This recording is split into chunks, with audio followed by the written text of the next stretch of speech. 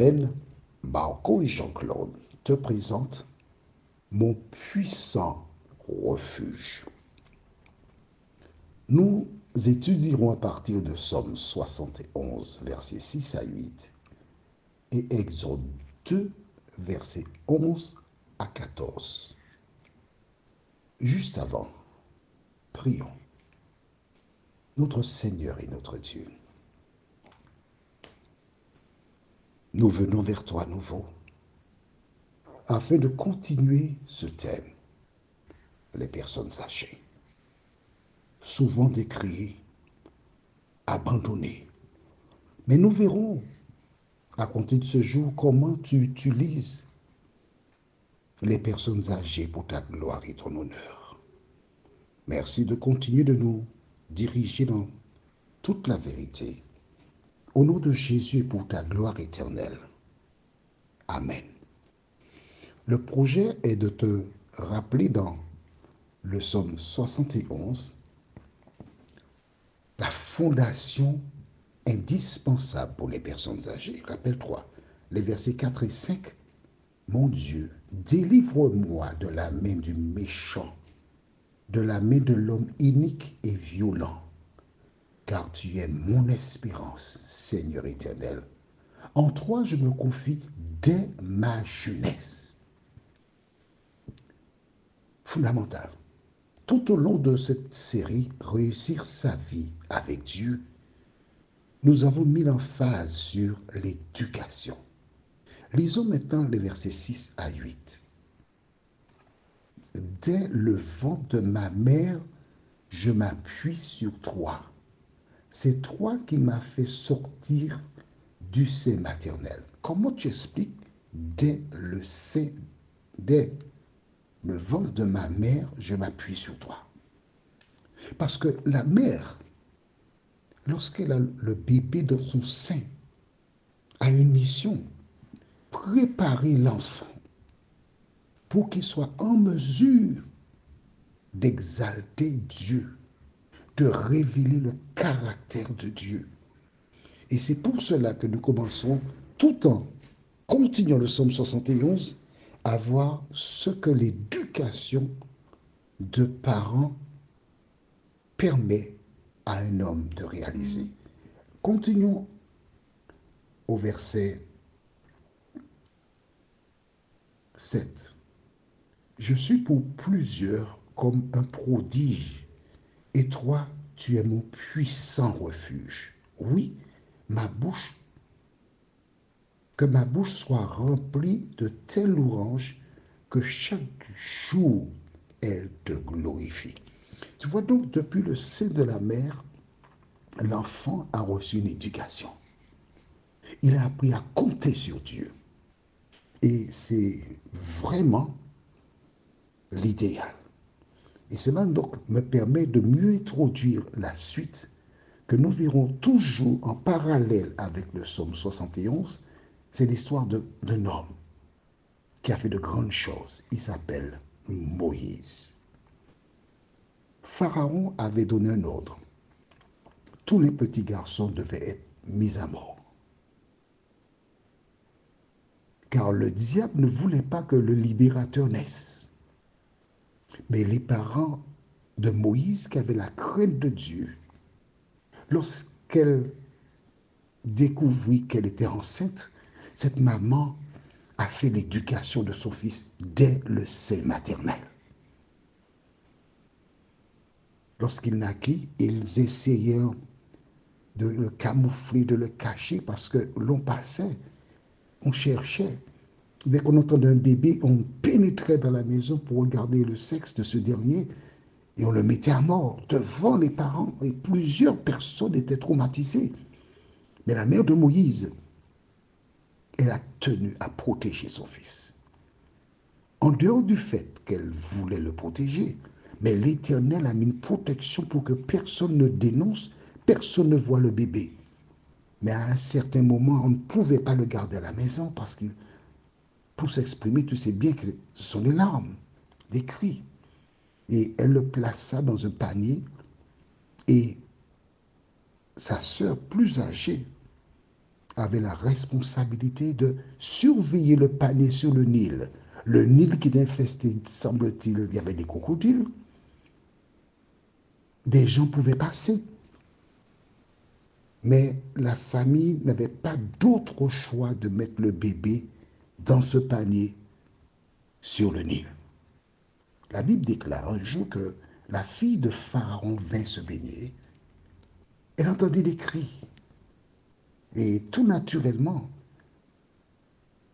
une des filles qui l'accompagnait dit, c'est un enfant des Hébreux. Ça ne peut être que des Hébreux qui peuvent mettre un enfant dans un panier pour le protéger à cause de l'édit de Pharaon.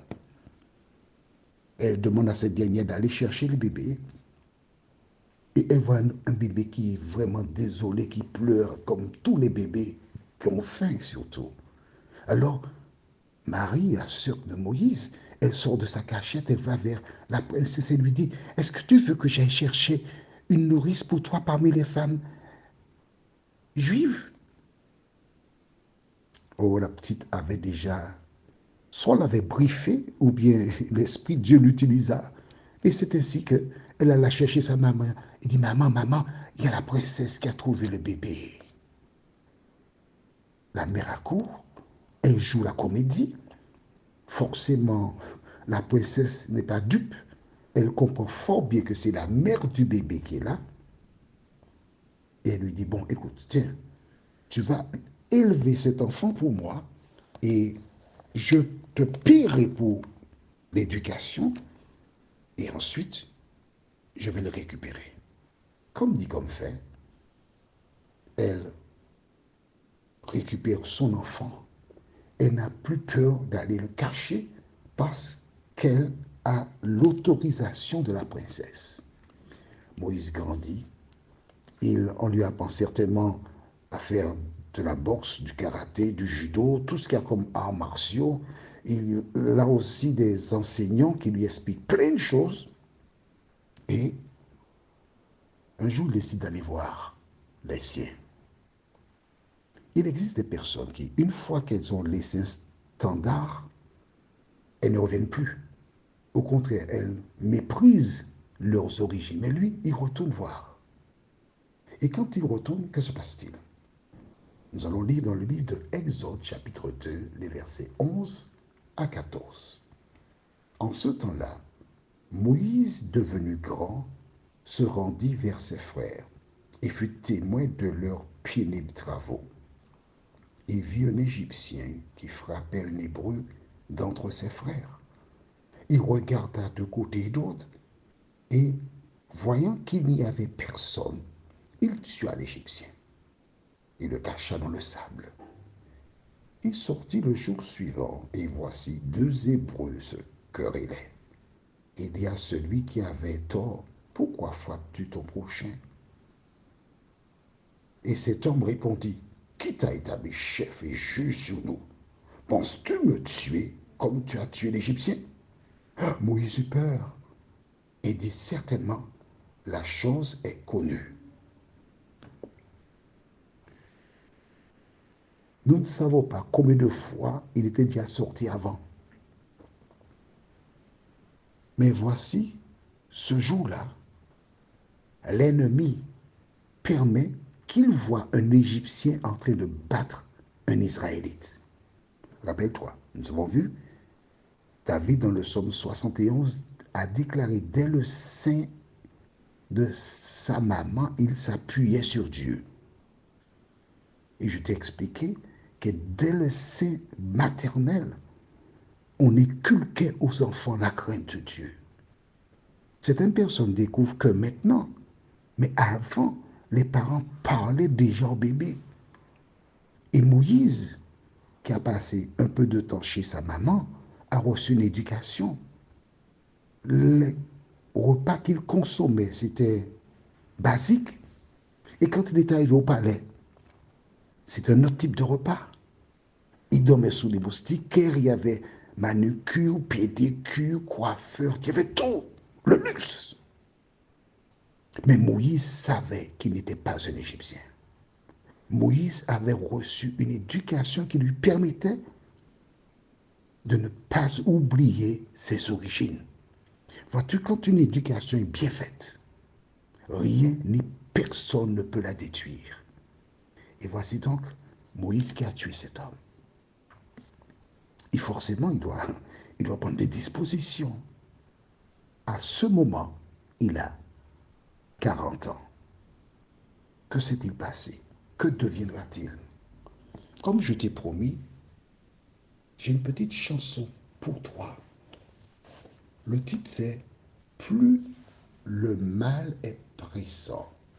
Je vais te lire une strophe de ce cantique qui dit Plus le mal est pressant, plus ma misère est grande, plus l'abîme est profond et béant sous mes pas, plus le péril extrême un prompt secours demande, plus je me réfugie, ô Jésus, dans tes bras.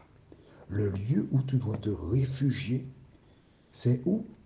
Dans les bras de Jésus. C'est lui ton sauveur.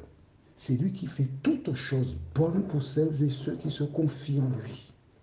Prions, notre Seigneur et notre Dieu.